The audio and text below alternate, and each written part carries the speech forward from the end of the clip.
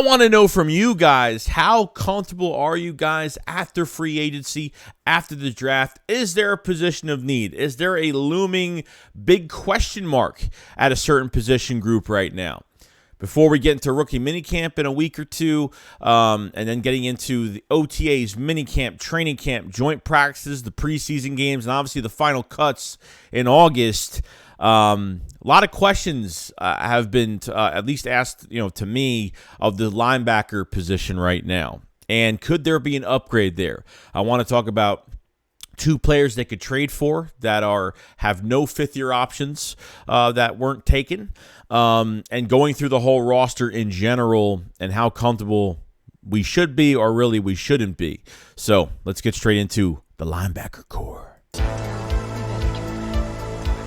Because I've seen enough horror movies to know any weirdo wearing a mask is never friendly.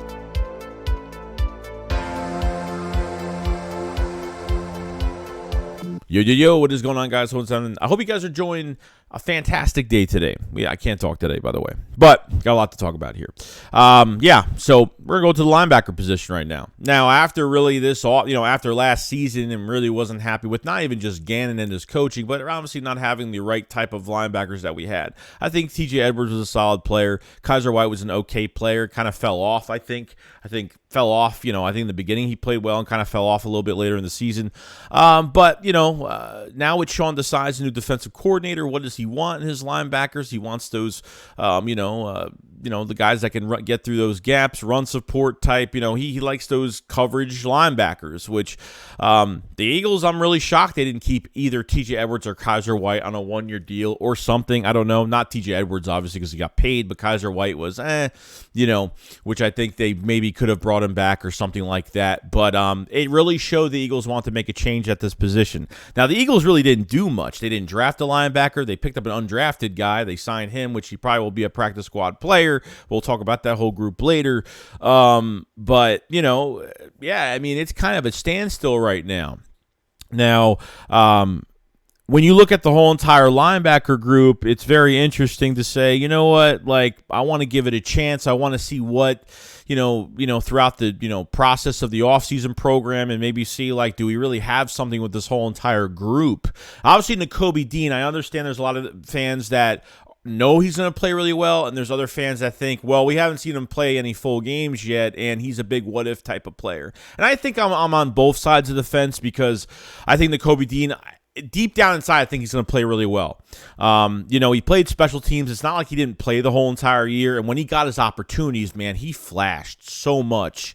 It really upsets me that they never really started him last year. There were times where Kaiser White had an ankle injury. I was like, oh, let Nakobe Dean get into one full game, please. I just want to see him play at least once. At least once. I'm just asking. God, I don't ask for much, but it never really happened. I think Nakobe Dean's a field general. Obviously, people think he's a little undersized, can't tackle big running backs. I mean, that was a little bit of an issue at Georgia as well. But I think his toughness, after I saw him tackle Derrick Henry with one hand, one arm, I mean, and even in coverage, the little, some of the tackles. I mean, there were times where, the Eagles were winning by 3-4 touchdowns in a couple games, and, they put Nakobe Dean in, and he was making tackles all over the place, even in preseason last year. Remember, I think it was against the Jets when they had the fullback and the running back going through the hole, and Nakobe Dean blew up the fullback. I mean, he depleted him. I mean, there's just something there with this kid, and I can't say that, I think he sponged up a lot. I mean, he had a lot to say. Obviously, he dropped in the draft to the third round. There was a lot of dumb rumors about some injuries he had that I guess weren't true. And then Yeah, I mean, just playing special teams and being a sponge in that linebacker room with Nick Rallis. You know, Nick Rallis is a pretty good linebacker coach, I got to say. Obviously not really, I don't think the scheme was the right fit for some of these linebackers from Jonathan Ginn and what he wanted to do. But Nakobe Dean really didn't mind learning this entire year, which I really didn't have a problem with. I just want him in one game. But, some fans think he's going to play Pro Bowl level. Some fans think, we got to see what we have here. We don't know, So he redshirted 1 year pretty much, and played special teams, did his thing. But I'm pretty excited for it going forward. Nicholas Morrow is obviously another one picking up. This is a low-risk, high-reward move for the Eagles. Obviously, before last year, Nicholas Morrow was hurt. It was like a toe injury or something. So he was healthy last year, 116 tackles, but a really bad Bears defense last year. I don't know if Sean Desai has worked with him. Maybe he has. I don't know. But a coverage linebacker, a stopgap player, a guy that could shoot the gap really good, great blitzer, good speed, to be honest with you. I mean, he's a tackling machine. Nicholas Morrow is a very interesting one, in my opinion. See how they use him. And, we kind of had Nakobe Dean and Nicholas Morrow, the starting guys right now. As of right now going forward. But with Nicholas Morrow, he was, I think before he was a safety coming into the league. And then they changed him into a linebacker from the couple teams he's been on. But, I think, like I said, it's a one-year deal. It's nothing crazy. He pans out great. If not, we make some changes. I think that tandem is kind of nice. A kind of a veteran presence. I mean, I think Nicholas Morrow is only like 26. I think at the linebacker position, I think their youngest guy is 26, 27. So, which is still pretty young, at this point. So, obviously a lot there with Nicholas Morrow going forward. Like I said, there's a lot of what ifs right now. I don't know how he's going to play. I mean, from what I think in a better defense than the Bears last year, I think he might play a lot better than we really expect. Which is pretty good. Davion Taylor's another one where he, a third-round pick from a few years ago and really hasn't been really injured too much at this point. In the 21 season, I thought him and T.J. Edwards were a really good combination. And before Davion Taylor ended up messing up his knee by I think it was week 10 of the bye week, then he was out the rest of the year. Davion Taylor had his best year in 21. He did a really good job. And, then came into last offseason, got hurt. I don't think he's going to make it. I think he's a bust. I don't think he's going to make it. I don't really think highly of him anymore. I think he's got too much competition in front of him now. I just don't think, if Nicholas Morrow fails, maybe he does. Maybe. But that's like the only chance he has. And it's really just staying on your own 2 feet because this guy can't stay healthy at all.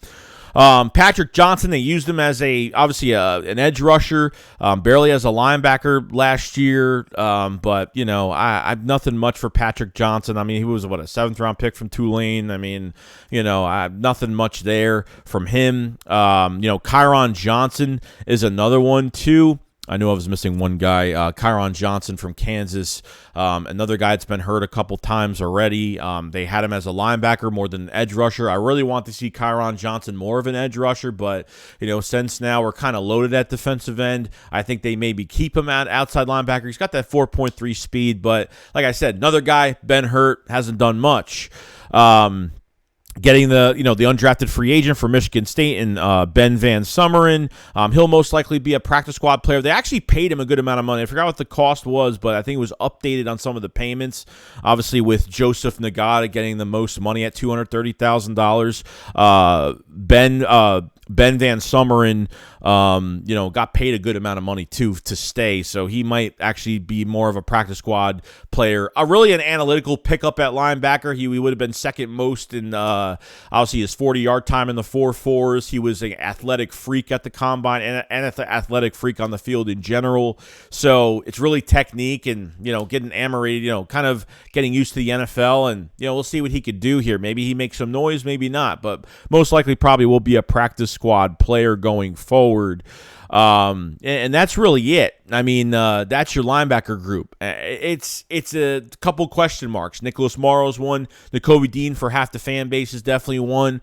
But I have a lot of truth in it. But you can't just have Nakobe Dean. You need somebody else. So what do you do here? Okay, if throughout the training camp process they're just like, they're not feeling a couple guys, maybe Nicholas Morrow's not working out as good as they want, but maybe they rather have Nicholas Morrow as a 3 than as a third, than a second guy behind or a starter next to Nakobe Dean. They could go out and definitely make some moves that they really want to here.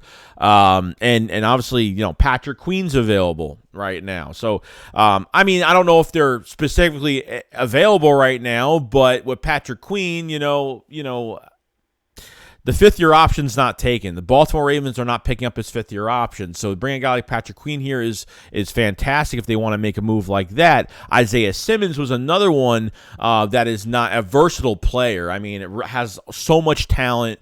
Is on a crappy team right now. I know from his rookie year, kind of on, he didn't really have that much snaps as a rookie, and then like the next couple years, and then I think he had like 81% of the snaps last year or something like that, if I read that correctly. But a versatile player, really good. And I think is another one that could really fill in that spot next to Nakobe Dean if you really want him.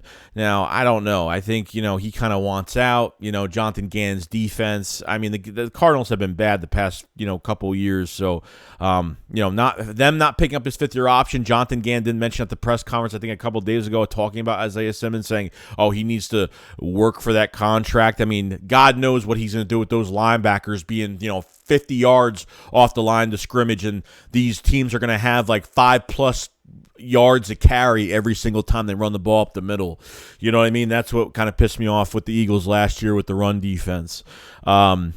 And not using those linebackers, filling those gaps, really just annoyed me to the extreme. So between Isaiah Simmons, Patrick Queen, their fifth-year options are not being picked up. What is it going to cost to trade for one of these guys? Probably not much. Obviously, I think you would trade a fifth-round pick. I don't think we have a third. We're going to get a comp pick back for that. A fourth, we're going to get a comp pick back for that. We have a fifth-round pick. We traded that pick to the Tampa Bay. We traded one of our picks to the Tampa Bay Bucks to get for the fifth-round pick. Or the fifth-round pick actually was from the Jonathan Gannon case with the issues on him, talking to the Cardinals. We had to give up that pick, which I still don't understand why. But we had to actually give up that pick. We got that pick back by trading a pick to Tampa Bay for their fifth rounder for 24. So we got the fifth rounder back, and Tampa Bay probably won't be good. So it might be a pretty good pick next year. So I think, all of what we could give up is really a fifth right now. For Isaiah Simmons or Patrick Queen. I think they would fit very nicely. And I think with a better coaching staff, better players around, they will probably look really good. So it really depends on, do you want to go after a guy like Patrick Queen, Isaiah Simmons, or do you feel like you need to go after, or do you really feel like you're going to be comfortable and just need to give these guys a little bit more time? Nakobe Dean, I'm not really worried about too much. It's really Nicholas Morrow I feel good about Nicholas Morrow, but there's always that what-if factor with him going forward. And really anybody else on this roster, linebacker-wise, between, Davion Taylor, Patrick Queen, Ben Van Sumeren, Kyron Johnson, some of these other guys, it's just not enough. I think you need to add one more body to linebacker regardless, whether it's going to kick someone else out and kind of get this competition a lot better this offseason with the linebacker core. So other than that, guys, that's pretty much it. I mean, I've been all over the place with this, kind of give you my glimpse of every linebacker we have and what they've done, what they haven't done, what I think they're going to be, what they're going to be. I think really your strong points right now is Nakobe Dean is, played somewhat last year, didn't start, but flashed and played special teams and did his thing last year and really flashed a lot. And Nicholas Morrow is a 27, 26-year-old vet right now, which is the oldest player in our linebacker core right now, and is gonna bring his presence as well. I think he could cover. I think he could tackle. I think he could shoot the gap real well, blitz really well. And other than that, behind Nakobe Dean and Nicholas Morrow, there's really nothing much there. Like, there's really not. It's kind of just like I'm not really feeling it too much. Hopefully somebody, if Davion Taylor could surprise me. I don't know. I mean, this is all dreams at this point. So I still think they need to add another body, give up one more draft pick, go get a linebacker, and your defense will be fulfilled. You'll have depth at corner. You'll have depth at linebacker. You'll have depth now at safety, especially, and depth at your defensive line too. So I think adding that one more piece to your defense is a linebacker, and I think they should go out and get one of Patrick Queen or Isaiah Simmons. If you guys lasted this long in this video, make sure you subscribe to the channel. Make sure you like the video as well. Appreciate all the support throughout the draft, all this offseason process. I do appreciate it so much. And yeah, let me know in the comment section below what you guys think about the linebacker core. Who do you think they should add? Are you on the Nakobe Dean train as he's going to play really well immediately, or do you think like it's going to, he's going to need a little bit of time, or do you think he's not going to work out? I want to know from you guys in the comment section below. What do you guys think about all of that? I like to get into that too. So other than that, guys, you guys have a fantastic day. I will see you guys on the next one. Shake Squad up, follow side. Peace out, guys. Peace.